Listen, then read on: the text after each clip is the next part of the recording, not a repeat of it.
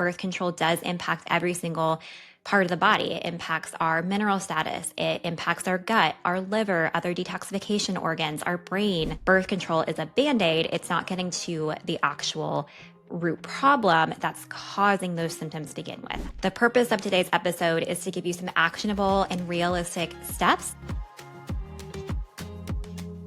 Hello, welcome back to another episode of She's in Sync. Today we're going to be talking about the best timeline or how to prep to stop birth control.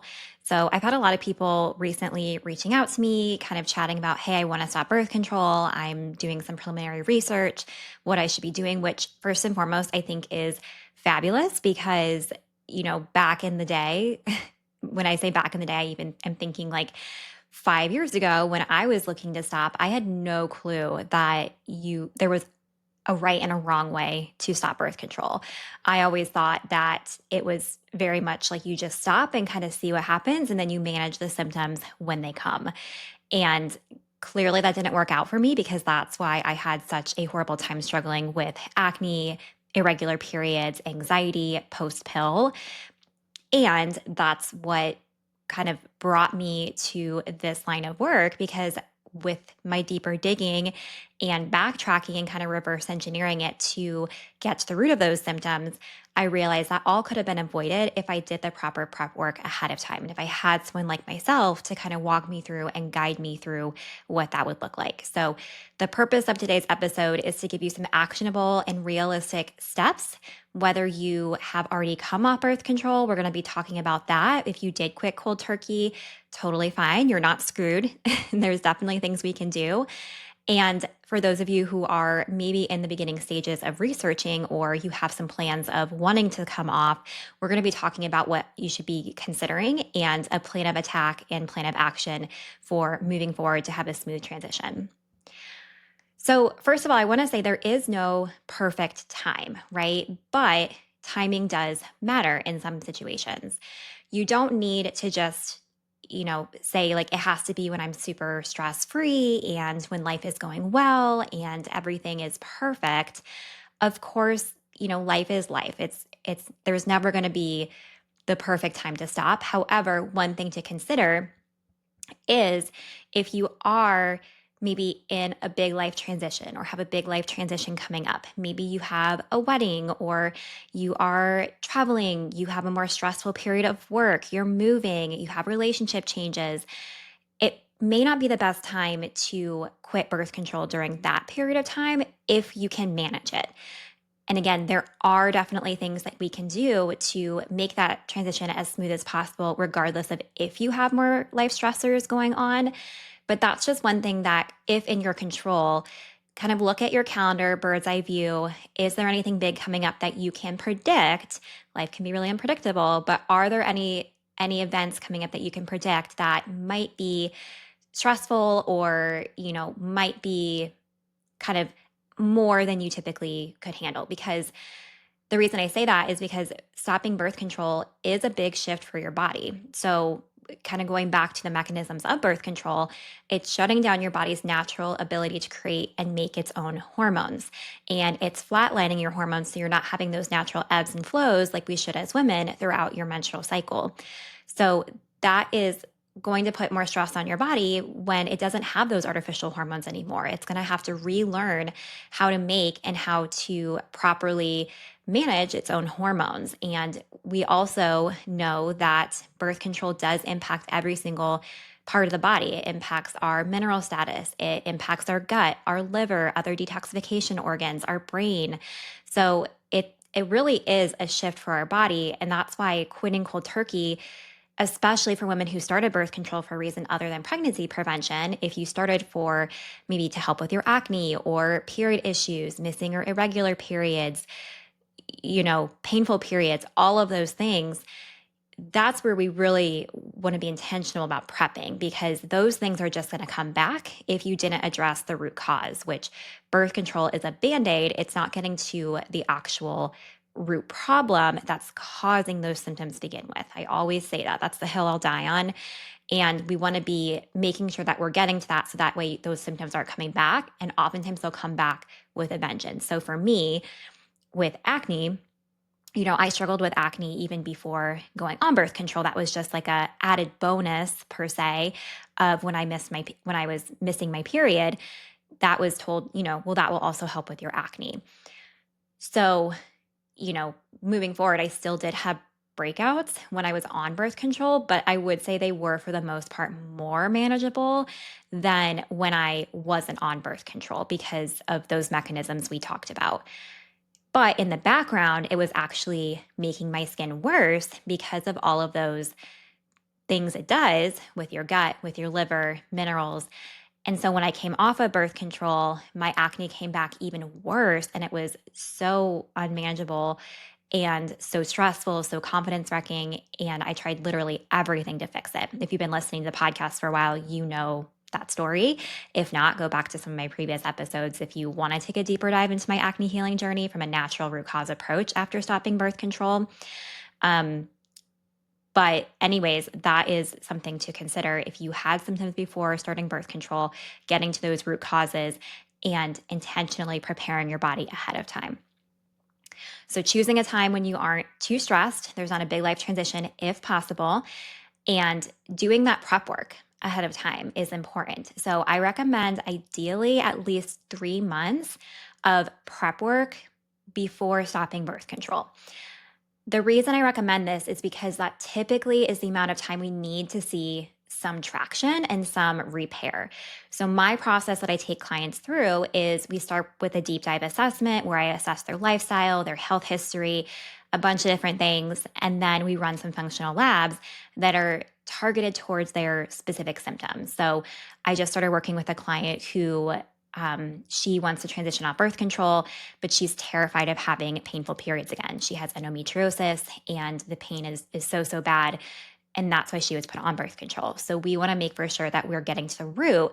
We can't cure endometriosis in this situation. It is a chronic condition, but there are certainly things that we can do to mitigate that inflammation and to make that transition smoother and giving her the tools that when she does have an endometriosis flare, she has some actionable steps she can do to manage that so they're less frequent and they are less painful compared to in the past.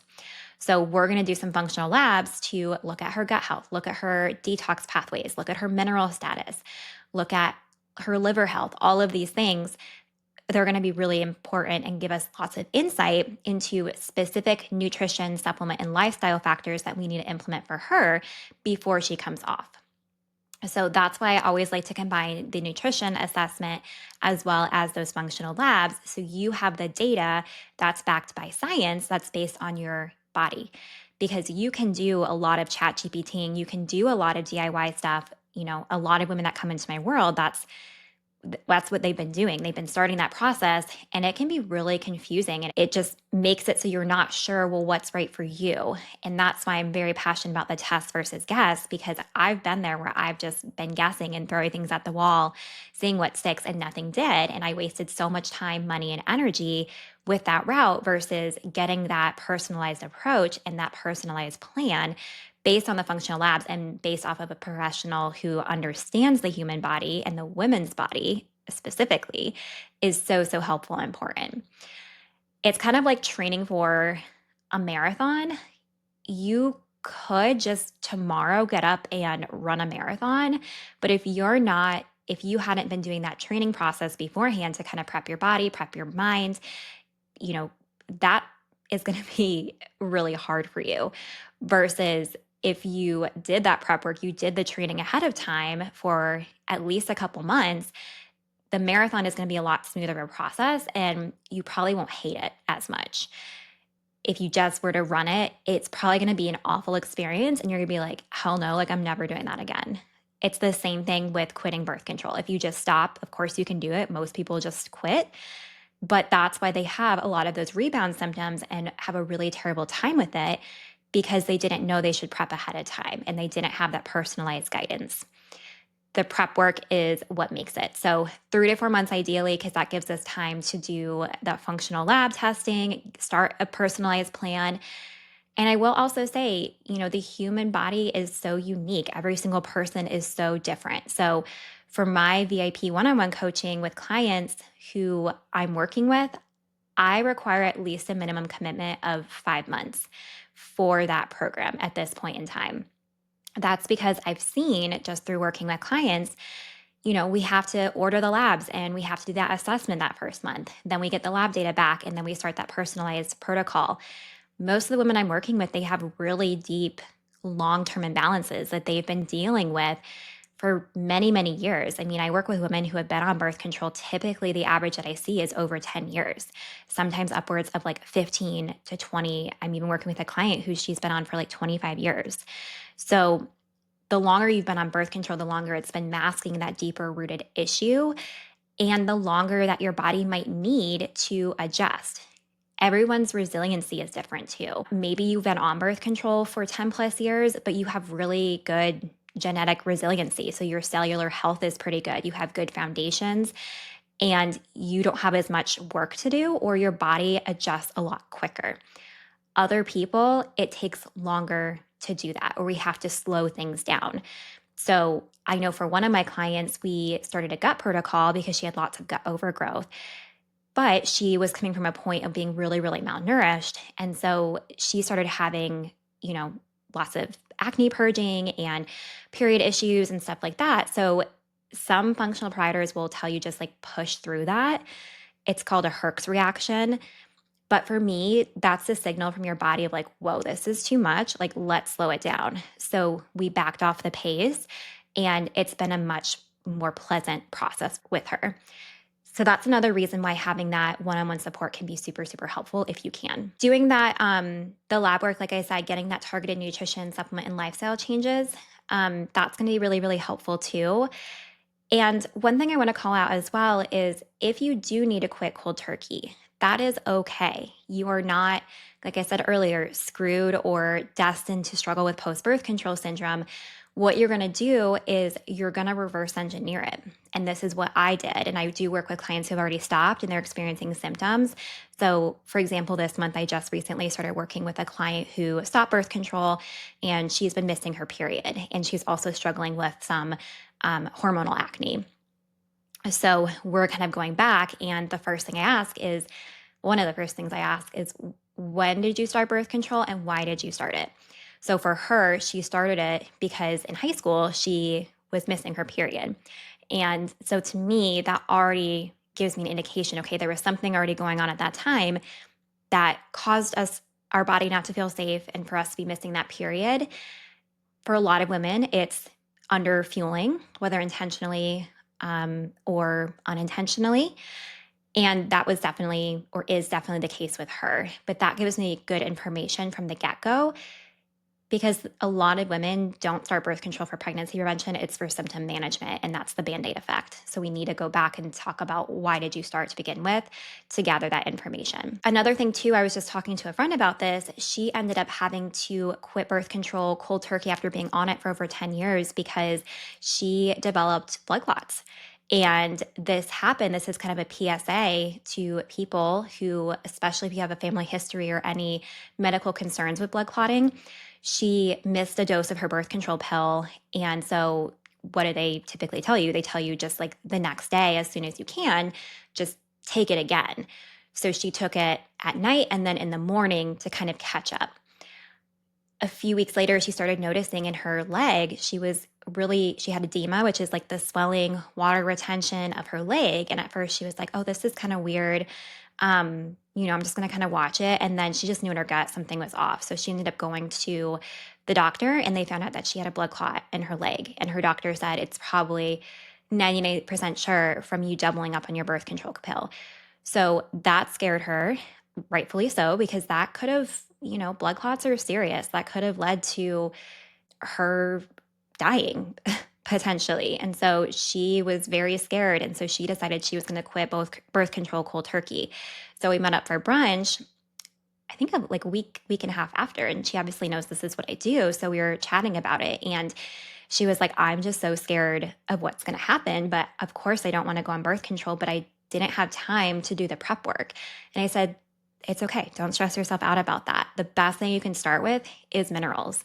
So minerals are crucial to the cells of all of our body. Birth control is a major mineral depleter. And most of us, even if we're very health conscious, healthy eaters, we're walking around depleted because stress, medication, like birth control, our food system just isn't mineral rich like it used to be. And filtered water is what we're drinking. It filters out the bad, but it also filters out those good minerals. So, starting with a couple mineral mocktails is a really great way to incorporate minerals. And of course, focusing on mineral rich foods. And this is where, I would just start with those unless you want to do additional testing. Because, yes, I could tell you, okay, here are some supplements that I typically recommend for people, but I don't know your story and I don't see your labs. So I don't want you to waste money on supplements that aren't necessary for you. And, that's one of the biggest, I don't want to say like triggers for me, but I get a lot of questions being a dietitian, especially in this space of like, what supplements should I be taking? Or like, what brands of supplements do you like? And it's very hard for me to answer that because it it's so independent on the person.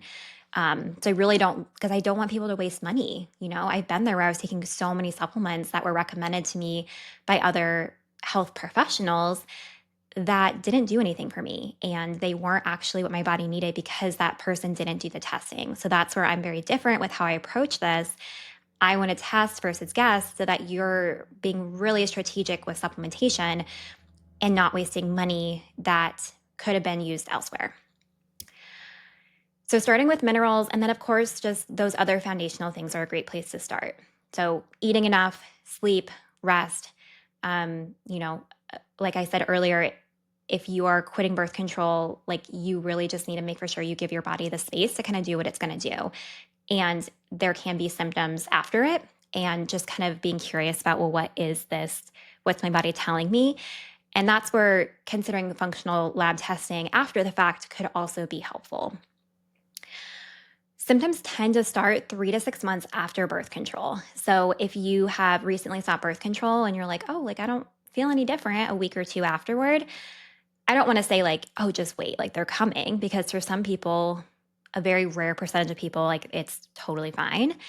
And I also want you to be aware that typically around the 3 to 6 month mark for most people is when that post birth control syndrome is going to hit, if it's going to hit. So that's the goal that I have with my clients who I'm working with, is we want to avoid that from hitting. But I'm constantly assessing people to kind of see like, how's it going? How are you feeling?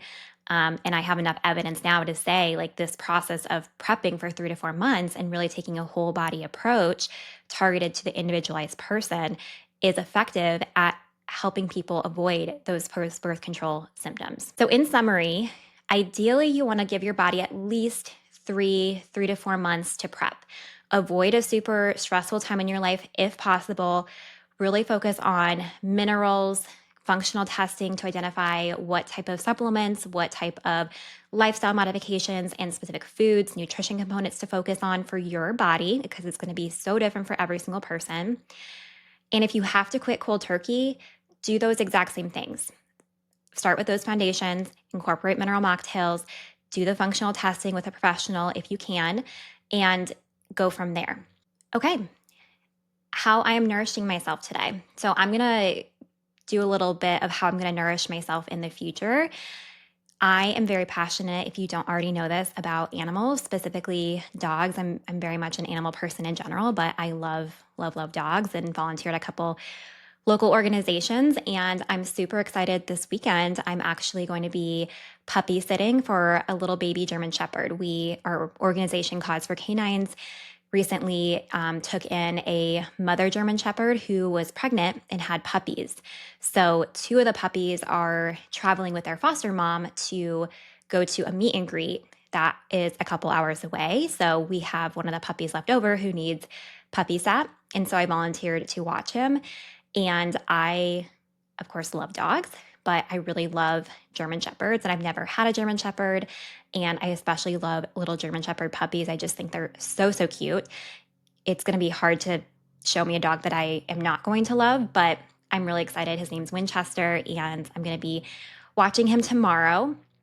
So it just makes me feel really good to volunteer and to give back to dogs. I mean, humans don't deserve dogs. Like, I truly believe that they just add so much to your life, and they are just the absolute best. So, any way I can give back to them, especially a mama who was abandoned when she was pregnant, taking care of her puppy just feels really, really good. And I'm going to be excited. It's supposed to be nice tomorrow. We're just going to hang out. My dog Blue usually likes smaller dogs. He's not really a dog, but he tends to like puppies. And apparently, Winchester is more of the gentle, smaller one. So it'll be really cute and fun to see how they interact. So that is how I'm nourishing myself tomorrow. Thank you so much for listening to this episode. I hope this was helpful in giving you some actionable steps and some insight into how to time out your breakup with birth control journey. And if you like this episode, please give it a rating, a review on iTunes. I so appreciate it. It means so much to me. And until next time, stay nourished.